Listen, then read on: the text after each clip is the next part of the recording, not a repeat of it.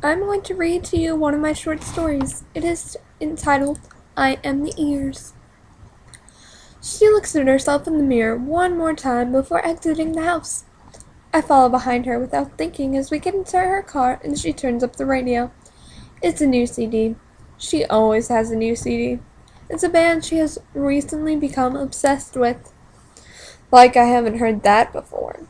As she drives, she sings loudly, and I wonder if she looked all the lyrics up on the internet. Anything it appeared like she knows it all. She does this almost every time I see her, and I wonder why it has suddenly become so painfully obvious to me. That's right. I've been away from her so long I'm starting to notice all of the things proximity friendships hide. I was always just minutes away from her that it seemed easier to go to her place and hang out than to drive to another one of my friends' houses. Distance doesn't matter anymore. Except right now. Right now when I would give almost anything not to be in this car with her. Oops, she says as she makes a hasty right turn and nearly runs over a curb. A classic move. She's one of the worst drivers I know, yet she always complains when somebody's driving too fast. She turns down the radio and asks me about college boys. That's all she wants to know about. College boys.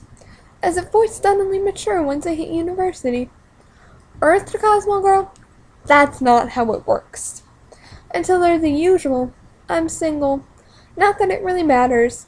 I'm not really into dating or love or any of that shit TV tells us can work out. She talks about Charlie is so cool like, the YouTube star, and how funny he is. How she wants to marry him someday. I have Charlie's latest album. I downloaded it the day it came out. She acts like he only exists for her. She acts like she doesn't care what she looks like when she goes out. She tells me she looks like shit about every 20 minutes. I don't say anything. I know she really doesn't want me to. She doesn't want to know I have these thoughts about her. Negative thoughts. She would rather me constantly tell her she's beautiful and that everything will work out. I used to be that person for her. The person who would console her when she cried, the friend who laughed about everything with her. But it can never be that way again. Because once you find the flaws, they don't suddenly evaporate, or even shrink a little. At first you notice how she does most of the talking. Then you notice how she only asks about her life in terms of boys. Then you realize she complains about everything, even when you have problems that are bigger. But I never tell her my problems. She doesn't really want to know. She pretends like she's this tortured soul, this girl misfortune barfed on. She's not really that girl.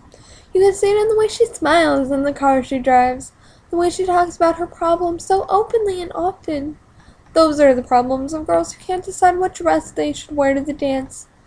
Oh, the tragedy. I never tell her my problems. One day she noticed this and got angry. We were in the car. We're always going somewhere. She doesn't want to be at her house. I don't want to be alone. So we'd pick a destination and take off. That's when it happened. The yelling. We're going to a bookstore and I'm staring out the window when assault is bulleted at me. Our friendship has no substance, she yells. It never really did have any substance. I sit quiet. You're never happy about anything. I'm happy when I'm not with you. I stay quiet.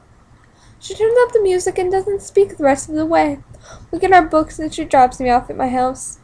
I love that she thinks this change happened suddenly. Suddenly, I'm distant and not very communicative in our friendship. I love how this argument is erased from her memory simply a few days later.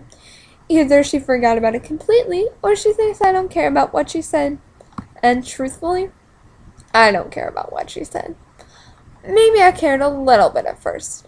I might have been the slightest bit pissed about her drilling into me out of the blue for something that was her fault. But I have other friends. Friends who listen to me as well. Friends that tell me my friendship really means something to them. Not like her. I don't need another friend like her. But it's still the same when I come home. Sure, I don't hang out with her as often, but we still hang out. We still take those stupid car rides. She still knows all the words. She still does all the talking. She still has all the problems. I am still the ears. I do not tell her I was always just the ears. She wouldn't comprehend. I have always been the ears that listens to her friends. Thank you for watching.